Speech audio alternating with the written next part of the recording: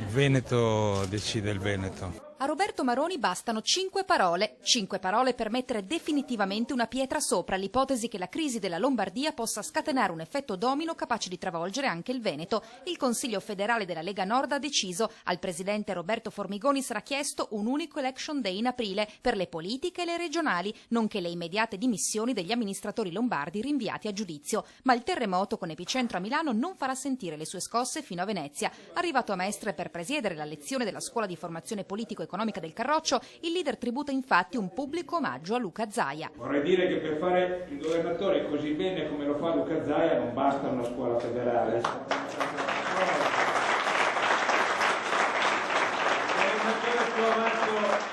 più amato d'Italia. I leghisti mostrano i muscoli, tanto più ora che la magistratura ha restituito 11 diamanti che erano stati sequestrati nell'ambito dell'inchiesta sull'uso dei rimborsi elettorali e dopo il broncio di quei giorni adesso Maroni ci ride su. Come diceva De André, vi ricordate, dai diamanti non nasce niente, dall'etame nascono i fiori, ma dai diamanti non nasce niente.